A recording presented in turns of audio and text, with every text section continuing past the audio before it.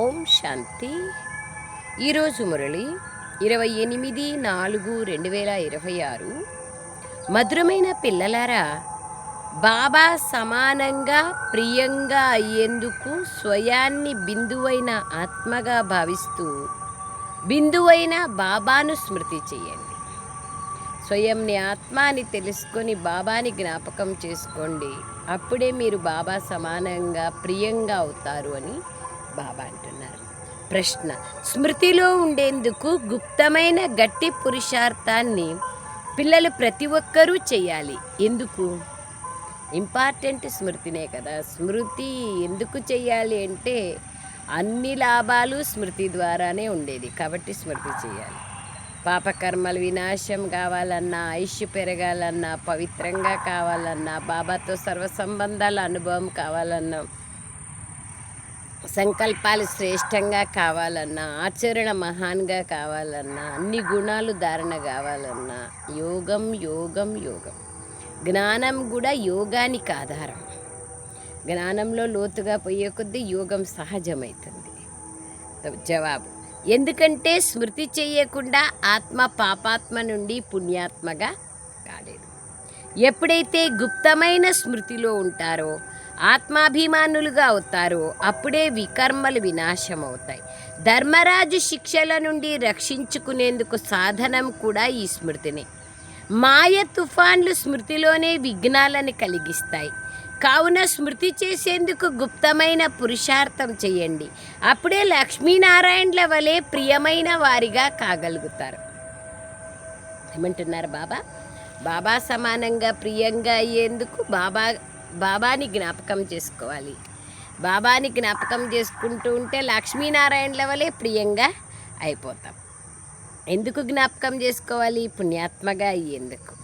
ఎందుకు జ్ఞాపకం చేసుకోవాలి? వికర్మలు వినాశం అయ్యేందుకు, ధర్మరాజు శిక్షల నుంచి దూరం అయ్యేందుకు, మాయ తుఫాన్ల నుంచి రక్షించుకునేందుకు గుప్తమైన పురుషార్థం చేయాలి. ఇది చూపించుకునేది కాదు, గుప్తమైన పురుషార్థం. అదే బాబా అంటున్నారు, గుప్తమైన పురుషార్థం చేయండి. పాట: ఓం నమః శివాయ. ఓం శాంతి. ఓం శాంతి. బాబా ఈ మహిమ అందరికీ తండ్రి అయిన బాబాది. భగవంతుణ్ణి అనగా తండ్రిని స్మృతి చేస్తారు. అతన్ని తల్లి తండ్రి అని అంటారు కదా, అలాగే గాడ్ ఫాదర్ అని కూడా అంటారు. మనుష్యులు అందరినీ గాడ్ ఫాదర్ అని పిలవరు, దేవాది దేవా అని ఎందుకు పిలుస్తారు? లౌకిక తండ్రిని కూడా బాబా అని పిలుస్తారు. అలా పిలువబడే అలౌకిక తండ్రి కూడా పారలౌకిక తండ్రిని తలుచుకుంటారు. వాస్తవంగా స్మృతి చేసేది ఆత్మనే. ఆత్మనే లౌకిక తండ్రిని కూడా పిలుస్తుంది. ఆత్మకు తన రూపం గురించి, తన వృత్తి గురించి తెలియదు. ఆత్మకు తమ గురించి తనకే తెలియదు. మరి భగవంతుడైన ఆ తండ్రి గురించి ఎలా తెలుసుకోగలదు? లౌకిక తండ్రి గురించి అందరికీ తెలుసు. అతని నుండి వారసత్వం లభిస్తుంది. లేకపోతే ఎందుకు తల వంచుతారు? చూడండి, ఎందుకు తలుచుకుంటారు? ఆ స్వార్థం ఉంటేనే కదా ఏదో ఒక ఫలం లభిస్తూ ఉంటే, ప్రాప్తి లభిస్తూ ఉంటేనే గుర్తు చేసుకుంటారు. పారలౌకిక తండ్రి నుంచి కూడా తప్పకుండా వారసత్వం లభిస్తుంది. ఓ దేవాది దేవా అని పిలుస్తారు. అతన్ని దయ చూపించండి, క్షమించండి అని కోరుకుంటారు. ఎందుకంటే పాపం చేస్తూ ఉంటారు. ఇది కూడా డ్రామాలో రచింపబడి ఉంది. ఆత్మను తెలుసుకోవడం మరియు పరమాత్ముని తెలుసుకోవడమే కష్టమైన సబ్జెక్ట్. ఇదే అతి సూక్ష్మమైనది, ఇదే అతి కష్టమైనది. అర్థమైతే సహజం, దీనంత సహజం ఇంకొకటి లేదు. అర్థం కాలేదంటే దీనంత కష్టము ఇంకొకటి లేదు. బాబా అంటున్నారు, అతి కష్టమైనది. ఎంత విజ్ఞానం నేర్చుకున్నా దాని ద్వారా చంద్రమండలం వరకు వెళ్ళగలుగుతారు. ఈ జ్ఞానం ముందు అది తక్కువైనదే కదా. సైన్స్ ఎక్కడి వరకు? సైలెన్స్. సైన్స్కి అతీతమైనది సైలెన్స్. సైన్స్ యొక్క విజ్ఞానం కూడా సైలెన్స్ ద్వారానే ఏదైనా ఒక వస్తువుని ఏకాగ్రతతో ఏకాంతంగా కూర్చున్నప్పుడే ఇన్వెన్షన్ చేయగలరు. సైన్స్కి ఆధారం కూడా సైలెన్స్. సైన్స్ కంటే గొప్పది సైలెన్స్ యొక్క శక్తి. అందుకే బాబా ఇక్కడ అంటున్నారు, ఎంత విజ్ఞానం నేర్చుకున్నా దాని ద్వారా చంద్రమండలం వరకు వెళ్ళగలిగినా ఈ జ్ఞానం ముందు అది తక్కువే కదా, ఇది అతీతమైనది కదా. స్వయాన్ని మరియు తండ్రిని తెలుసుకోవడం చాలా కష్టం. ఏ పిల్లలైతే తమను బ్రహ్మకుమారి కుమారులుగా భావిస్తారో వారు కూడా స్వయాన్ని ఆత్మగా నిశ్చయం చేసుకోవాలి. ఆత్మనైన నేను ఒక బిందువును, నా తండ్రి కూడా ఒక బిందువు అన్నది మర్చిపోతారు. ఇది చాలా కష్టమైన సబ్జెక్ట్. స్వయాన్ని ఆత్మ అని మర్చిపోతారు. అలాగే తండ్రిని స్మృతి చేయడం కూడా మర్చిపోతారు. ఆత్మాభిమానులుగా అయ్యే అభ్యాసం లేదు. ఆత్మ ఒక బిందువు. ఆత్మలోనే 84 జన్మల పాత్ర రచింపబడి ఉంది. నేను భిన్న భిన్న శరీరాలను ధరించి పాత్రను అభినయించే ఆత్మను. ఇది పిల్లలు గడియ గడియ మర్చిపోతారు. అర్థం చేసుకోవాల్సిన ముఖ్య విషయం ఇదే. ఆత్మ మరియు పరమాత్మలను అర్థం చేసుకోవడం తప్ప మిగిలిన జ్ఞానం అంతా బుద్ధిలోకి సహజంగా వస్తుంది. మేము 84 జన్మలను తీసుకుంటాం, సూర్యవంశీలుగా అవుతాం. ఈ చక్రం చాలా సహజం, అందరూ అర్థం చేసుకుంటారు. కానీ స్వయాన్ని ఆత్మగా నిశ్చయం చేసుకొని బాబాను స్మృతి చేయడంలో ఎంత లాభమైతే ఉందో అంత చక్రాన్ని అర్థం చేసుకున్నంత మాత్రాన లభించదు. ఇది అండర్లైన్ చేసుకోవాల్సిన మాట. బాబా జ్ఞానంలో స్థిరత్వము, ఏకాగ్రత రావడం కోసమే చక్రం యొక్క జ్ఞానం. బాబా ఏమంటున్నారంటే, స్వయంని ఆత్మ అని తెలుసుకొని బాబాని జ్ఞాపకం చేసుకుంటే లభించినంత లాభము సృష్టి చక్ర జ్ఞానంతో లభించదు అంటున్నారు. అంతే కదా. సృష్టి చక్రంలో ఏమవుతుంది, మళ్ళీ సాకారంలో మళ్ళా బహిర్ముఖతతో ఉంటాం కదా, అంతర్ముఖతలోకి వెళ్ళలేము కదా. ఆత్మాని తెలుసుకొని బాబాని తలంపు చేసేది అంతర్ముఖత, కంప్లీట్గా అంతర్జగత్తులోకి వెళ్ళడం. అందుకే దాంట్లోనే లాభం ఉంది అంటున్నారు బాబా. సో బాబా అంటున్నారు, ముఖ్యమైన విషయం ఇదే. ఆత్మ మరియు పరమాత్మలను అర్థం చేసుకోవడం తప్ప మిగిలిన జ్ఞానమంతా బుద్ధిలోకి సహజంగా వస్తుంది. మేము 84 జన్మలు తీసుకుంటాము, సూర్యవంశీలుగా అవుతాము. ఈ చక్రం చాలా సహజం, అందరూ అర్థం చేసుకుంటారు. కానీ స్వయాన్ని ఆత్మగా నిశ్చయం చేసుకొని బాబాను స్మృతి చేయడంలో ఎంత లాభమైతే ఉందో అంత చక్రాన్ని అర్థం చేసుకున్నంత మాత్రాన లభించదు. ఆత్మనైన నేను ఒక బిందువును, అలాగే తండ్రి కూడా అతి సూక్ష్మమైన బిందువు. అతడు సద్గతి దాత. వారిని స్మృతి చేయడం ద్వారానే వికర్మలు వినాశం అవుతాయి. ఈ విధంగా ఎవ్వరూ నిరంతరం స్మృతి చెయ్యరు. ఆత్మ అభిమానులుగా అవ్వరు. నేను ఒక ఆత్మను అని గడియ గడియ గుర్తుండాలి. నన్ను స్మృతి చేసినట్లయితే వికర్మలు వినాశం అవుతాయి. బాబా ఆజ్ఞ ఇస్తున్నారు. నేను ఒక బిందువును. నేను ఇక్కడికి వచ్చి ఒక పాత్రధారిగా అయ్యాను. నాలో ఇప్పుడు పంచవికారాలనే చిలుము పట్టుకోంది. నేను లోహయుగంలో ఉన్నాను, ఇప్పుడు బంగారు యుగంలోకి వెళ్ళాలి. కావున బాబాను చాలా ప్రేమగా స్మృతి చేయాలి. ఈ విధంగా బాబాను స్మృతి చేస్తున్నట్లయితే చిలుము తొలగిపోతుంది. ఎంత ఈజీ. సేవలో ఎంతో చెప్తూ ఉంటారు, ఈరోజు సేవలో చాలా ప్రభావితమయ్యారు అంటారు. కానీ ఆత్మ మరియు పరమాత్మ జ్ఞానం వల్ల ఏమీ ప్రభావితం కాలేదని శివబాబా అర్థం చేసుకుంటారు. బాబా ఏమంటున్నారంటే, సేవలో ప్రభావితమైనారు అని చెప్పడం కాదు, ఆత్మ పరమాత్ముని తెలుసుకున్నాను అని చెప్తే అప్పుడు ప్రభావితమైనట్లు, లేకుంటే ఏమీ అర్థం కానట్లు అంటున్నారు బాబా. భారతదేశం స్వర్గంగా మరియు నరకంగా ఎలా అవుతుందో బాబాయే వచ్చి అర్థం చేయిస్తున్నారు. 84 జన్మలు ఎలా తీసుకుంటారో, సతోరజో తమోలేకి ఎలా వస్తారో విని కేవలం దానికి ప్రభావితం అవుతారు. పరమాత్మ నిరాకారుడని కూడా అర్థం చేసుకోరు. ఆత్మ ఒక చిన్న బిందువు. నాలో 84 జన్మల పాత్ర నిండి ఉంది. బాబా కూడా ఒక బిందువే. వారిలో జ్ఞానమంతా ఉంది. వారిని స్మృతి చేయాలి. ఈ విషయాలను ఎవ్వరూ అర్థం చేసుకోరు. ముఖ్యమైన ఈ విషయాన్నే అర్థం చేసుకోరు. ప్రపంచ చరిత్ర మరియు భూగోళాల జ్ఞానం ఒక్క శివబాబానే ఇస్తారు. ప్రపంచ చరిత్ర మరియు భూగోళాల గురించిన వివరాలు ఉండాలి అని ప్రభుత్వం కూడా భావిస్తుంది. ఈ విషయాలు వాటికన్నా చాలా సూక్ష్మమైనవి. ఆత్మ ఏమిటో, ఆత్మలో 84 జన్మల పాత్ర అవినాశిగా ఎలా ఉందో అర్థం చేసుకోవాలి. ఇది గుర్తు చేసుకుంటూ ఉండాలి. స్వయాన్ని బిందువుగా భావిస్తూ ఉండాలి. బాబాను కూడా స్మృతి చేయాలి.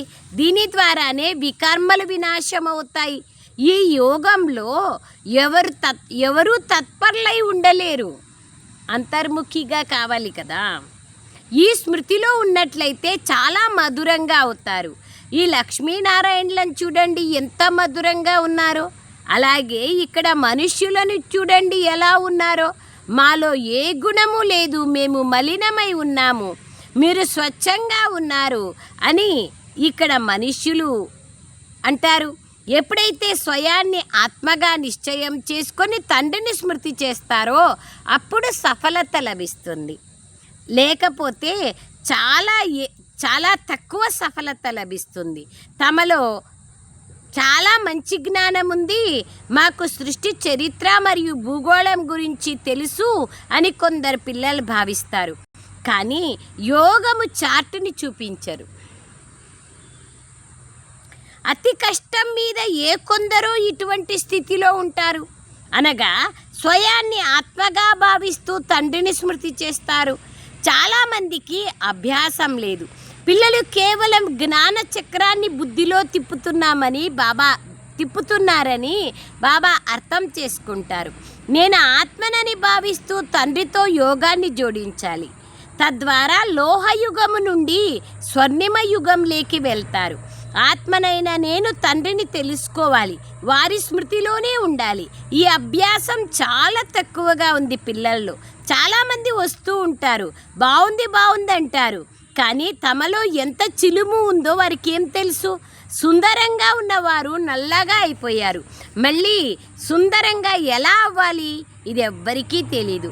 కేవలం చరిత్ర మరియు భూగోళాలను తెలుసుకున్నంత మాత్రాన సరిపోదు కదా. పావనులుగా ఎలా కావాలి? శిక్షలు అనుభవించకుండా ఉండడానికి స్మృతిలో ఉండడమే ఉపాయం.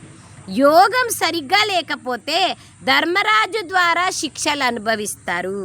ఇది చాలా పెద్ద సబ్జెక్టు. దీన్ని ఎవ్వరూ తెలుసుకోలేరు. జ్ఞానంలో తమకన్నీ తెలిసినట్లు భావిస్తూ కూర్చుంటారు. అందులో అనుమానమేమీ లేదు. కానీ యోగమే ముఖ్యమైన విషయం. యోగంలో చాలా కచ్చాగా ఉన్నారు. కావుననే జాగ్రత్తగా ఉండండి అని బాబా చెప్తున్నారు. కేవలం పండితులుగా అవ్వకండి అని బాబా అంటారు. చెప్పడం వరకు మాత్రమే కాదు. నేను ఆత్మను, తండ్రిని స్మృతి చేయాలి. బాబా మన్మనాభవ యొక్క ఆజ్ఞనిచ్చారు. ఇది మహామంత్రము. స్వయాన్ని ఒక బిందువుగా భావిస్తూ తండ్రిని కూడా ఒక బిందువుగా భావిస్తూ వారిని స్మృతి చెయ్యండి. తండ్రిని తలుచుకున్నప్పుడు పెద్ద రూపమేమీ ముందుకు రాదు, చిన్న జ్యోతి స్వరూపం. కావున ఆత్మాభిమానులుగా అవ్వడంలోనే శ్రమ ఉంది. విశ్వానికి మహారాజులుగా మహారాణిగా ఒక్కరో అవుతారు కదా. వారికి లక్షల మంది ప్రజలు ఉంటారు. ప్రజలు ఎంతోమంది తయారవుతారు. ప్రజలు తయారయ్యేది కష్టమేమీ లేదు. చరిత్ర మరియు భూగోళాలు తెలుసుకోవడం సహజమే.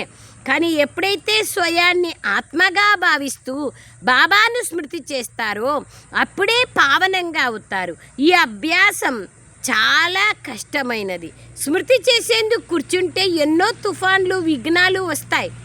ఏకరస స్థితిలో ఒక అరగంట సేపు కూడా కూర్చోవడం చాలా కష్టం. గడియ మర్చిపోతూ ఉంటారు. ఇందులో సత్యమైన గుప్తమైన పురుషార్థం ఉంది. చక్రం యొక్క రహస్యాన్ని తెలుసుకోవడం సహజం. కానీ ఆత్మాభిమానులై బాబాను స్మృతి చేయడం కష్టము. అతి కష్టం మీద కొందరో దీన్ని అర్థం చేసుకుంటారు, కర్మలేకి తీసుకొస్తారు. బాబా స్మృతి ద్వారానే మీరు పావనంగా అవుతారు. నిరోగి శరీరము, దీర్ఘాయుష్యు లభిస్తుంది.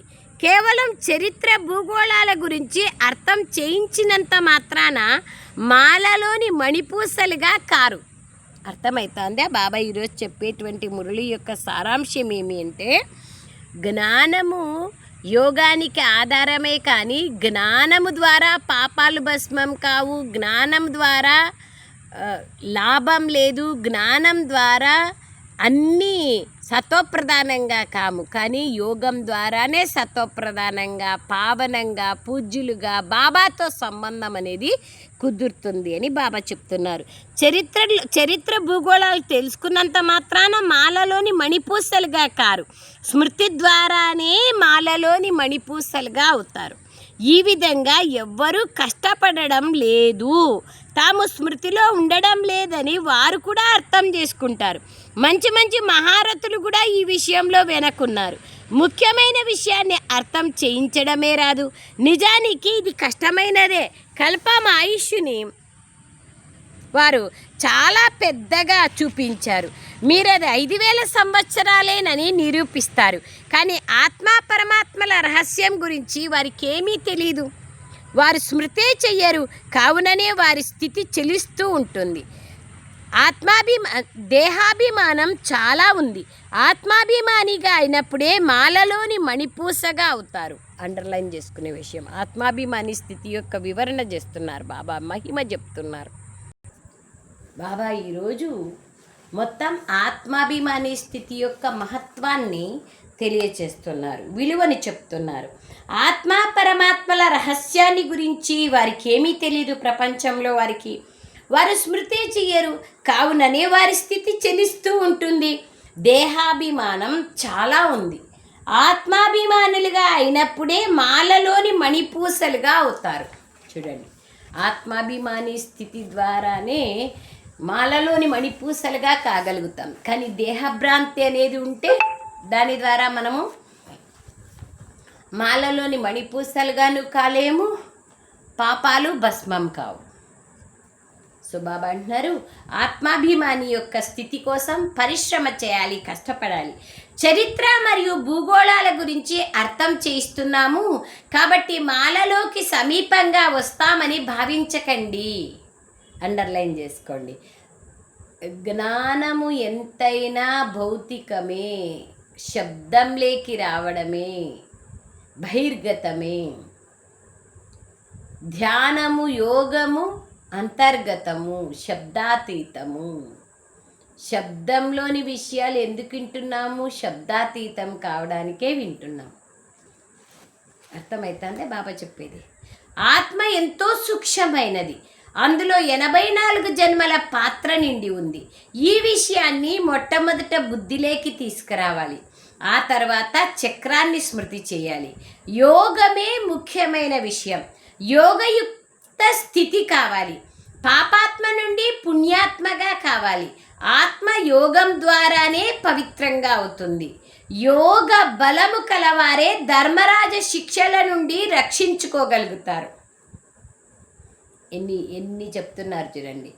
యోగయుక్త స్థితి కావాలి, పాపాత్మ నుండి పుణ్యాత్మగా అవుతారు, పవిత్రులుగా అవుతారు, ధర్మరాజ శిక్షల నుంచి రక్షించుకోబడతారు. మొత్తం పురుషార్థం అంతా ఆత్మాభిమాని స్థితిలోనే ఉంది. ఈ పురుషార్థం అతి కష్టం మీద ఏ ఒక్కరో చేస్తారు. మాయ తుఫాన్లు కూడా చాలా వస్తాయి. ఇది చాలా గుప్తమైన కష్టతరమైన పురుషార్థం. లక్ష్మీనారాయణుడిగా అవ్వడం సాధారణమైన విషయం ఏమీ కాదు కదా. ఈ అభ్యాసం ఉంటే నడుస్తూ తిరుగుతూ కూడా బాబా స్మృతి కలుగుతూ ఉంటుంది. దీనినే యోగం అని అంటారు. ఈ జ్ఞాన విషయాలని కూడా చిన్న చిన్న పిల్లలు అర్థం చేసుకుంటారు.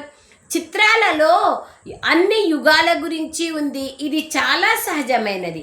ఎప్పుడైనా ఏదైనా కార్యాన్ని ప్రారంభించినప్పుడు స్వస్తి గుర్తుని పెడతారు కదా. ఇది సత్యత్రేత ద్వాపర కలియుగాలకు గుర్తు. పైన చిన్న సంగమ యుగం ఉంది, కావున ముందు స్వయాన్ని ఆత్మగా భావిస్తూ బాబాని స్మృతి చేస్తూ ఉంటే అప్పుడు శాంతి వ్యాపిస్తుంది. యోగం ద్వారా వికర్మలు వినాశమవుతాయి. మొత్తం ప్రపంచమంతా ఆత్మ పరమాత్మల గురించే మర్చిపోయారు. పరమాత్మ కొన్ని వేల సూర్యుల తేజోమయులు అని అంటారు, కానీ అది ఎలా సంభవమవుతుంది? ఆత్మ పరమాత్మ ఒక్కటేనని అన్నప్పుడు ఇరువురు ఒకేలాగా ఉంటారు. ఆత్మ పరమాత్మ, ఆత్మలో పరమాత్మలో చిన్న పెద్ద తేడా లేదు. ఈ విషయాన్ని కూడా అర్థం చేయించాలి. ఆత్మ మరియు పరమాత్మ ఇద్దరూ బిందువులే. బాబా అంటున్నారు, అందరూ పరమాత్మలే అయినట్లయితే మరి అందరూ రచయితలైనట్లే కదా. సర్వుల సద్గతి దాత ఒక్క శివబాబానే. మిగిలిన వాళ్ళందరూ తమ తమ పాత్రను అభినయిస్తున్నారు. ఈ విషయాన్ని బుద్ధిలో కూర్చోబెట్టాలి. ఇవి అర్థం చేసుకోవాల్సిన విషయాలు. నన్ను స్మృతి చేస్తే బాబా అంటారు, చిలుమంతా తొలగిపోతుంది. ఇందులోనే శ్రమ ఉంది. అర్ధకల్పం నుండి మీరు దేహాభిమానంలో ఉన్నారు.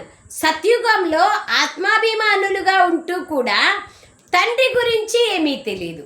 చూస్తున్నారా, సత్యుగంలో ఆత్మాభిమానిగా ఉంటాం కానీ బాబా గురించి తెలియదు. ఇక్కడ జ్ఞానం గురించి తెలుసు, అక్కడ జ్ఞానం తెలీదు. ఈ సమయంలో మీకు లభించే ఈ జ్ఞానం ప్రాయలోపమైపోతుంది. ఆత్మనైన నేను ఒక శరీరాన్ని వదిలి మరొక శరీరాన్ని ధరించి పాత్రను అభినయిస్తాను. ఇది మాత్రమే అక్కడ తెలుస్తుంది. ఇందులో చింతించాల్సిన అవసరం ఏముంది? ప్రతి ఒక్కరూ తమ తమ పాత్రను అభినయిస్తారు. ఏడిస్తే ఏం లభిస్తుంది? అర్థం చేయించే ఈ విషయాలను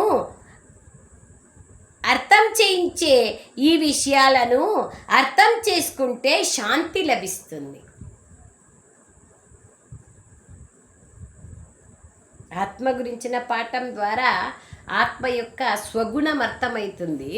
ఆటోమేటిక్గా శాంతి, పవిత్రత, ఆత్మలోని దివ్య గుణాలు 7 గుణాలు ఏవైతే ఉన్నాయో అవి స్వరూపంలోకి వస్తా పోతాయి. అదే బాబా చెప్తున్నారు, మిగిలిన వాళ్ళందరూ తమ తమ పాత్రలను అభినయిస్తారు. ఈ విషయాన్ని బుద్ధిలో కూర్చోబెట్టాలి. ఇది అర్థం చేసుకోవాల్సిన విషయం. నన్ను స్మృతి చేస్తే చిలుమంతా తొలగిపోతుంది. బాబా అంటున్నారు,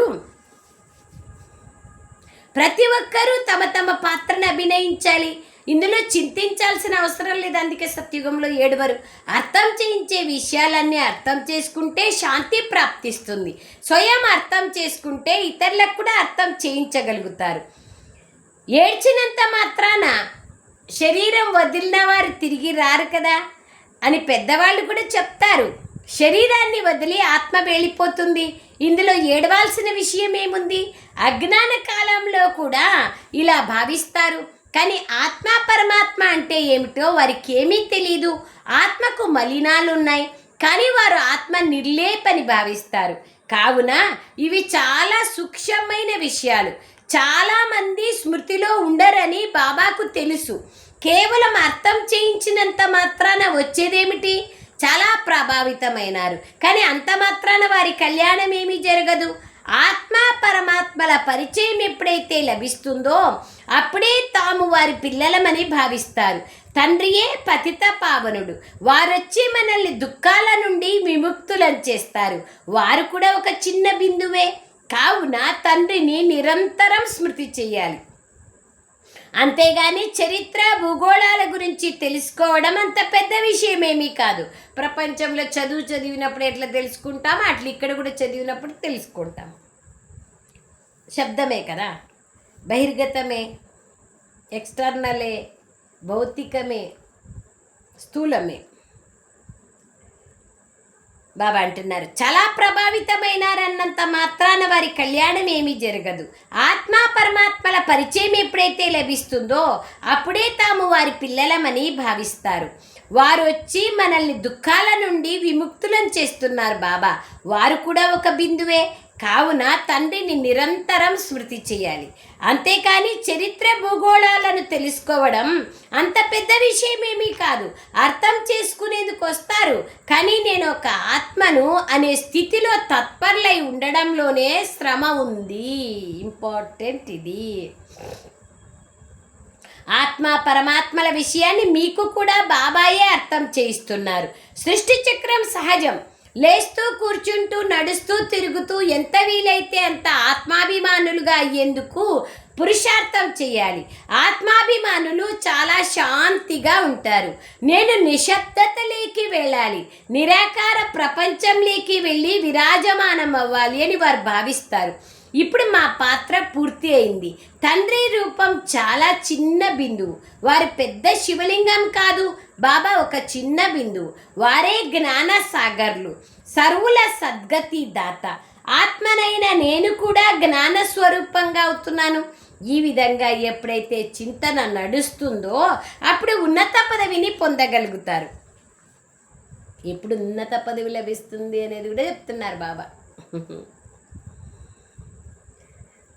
పాపాలు ఎప్పుడు పోతాయి, ఉన్నత పదవి ఎప్పుడు లభిస్తుంది, మాలలోని మణిపూసలుగా ఎప్పుడవుతారు. ఎప్పుడైతే ఈ చింతన నడుస్తుందో అప్పుడు ఉన్నత పదవిని పొందుతారు. ప్రపంచం అంతట్లోనూ ఎవరికి ఆత్మ పరమాత్మ గురించి తెలీదు. ఇప్పుడు బ్రాహ్మణులైన మీరు తెలుసుకున్నారు. సన్యాసులకు కూడా ఇవి తెలియవు. వారొచ్చి అర్థం చేసుకోరు కూడా. వాళ్ళందరూ తమ తమ ధర్మాల్లోకి వస్తారు, లెక్కాచారాలను సమాప్తం చేసుకొని వెళ్ళిపోతారు. ఈ పురుషార్థం చేయడం మీకు మాత్రమే బాబా నుండి వారసత్వం లభిస్తుంది. చేయడం ద్వారా మీకు మాత్రమే బాబా నుండి వారసత్వం లభిస్తుంది. సర్వగుణాలు, సర్వశక్తులు. ఇప్పుడు మళ్ళీ ఆత్మాభిమానులుగా అవ్వాలి. ఆత్మలోనే హృదయం ఉంది కదా, కావున ఆత్మ తన హృదయాన్ని బాబాతో జోడించాలి. మనస్సు, హృదయం శరీరంలో లేదు. మామూలుగా శరీరంలో ఉండే గుండెనే, అది హృదయం కాదు. శరీరంలో ఉండేది స్థూలమైన అవయవాలు మాత్రమే. హృదయాన్ని జోడించడం ఆత్మ పని. స్వయాన్ని ఆత్మగా భావిస్తూ పరమాత్మ అయిన తండ్రితో మీ ప్రీతిని, హృదయాన్ని జోడించండి. ఆత్మ చాలా సూక్ష్మమైనది. ఇంత చిన్న సూక్ష్మమైన ఆత్మ ఎంత పాత్రను అభినయిస్తుంది? ఇది ప్రకృతి సిద్ధమైన పాత్ర.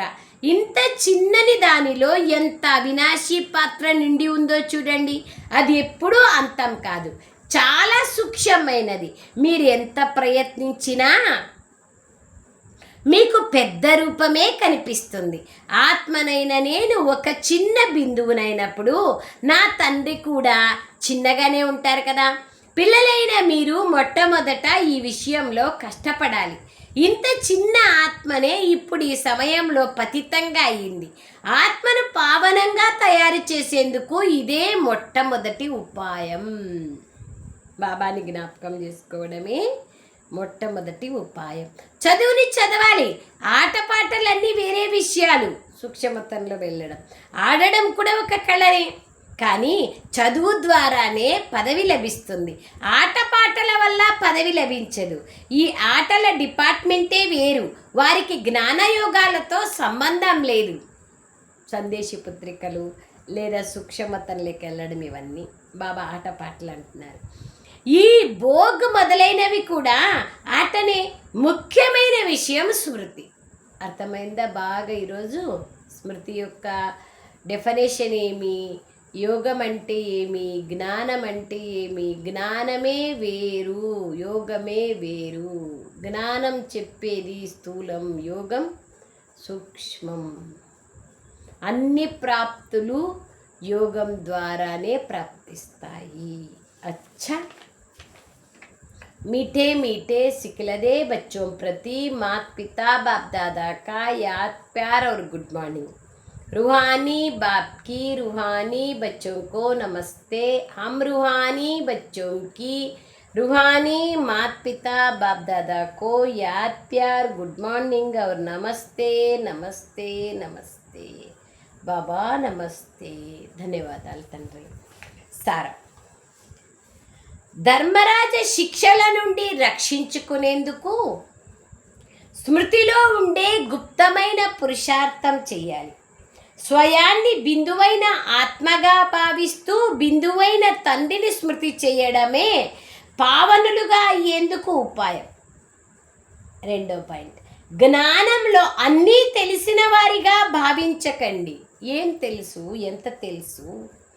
ఏకరస స్థితిని తయారు చేసుకునేందుకు అభ్యాసం చేయాలి.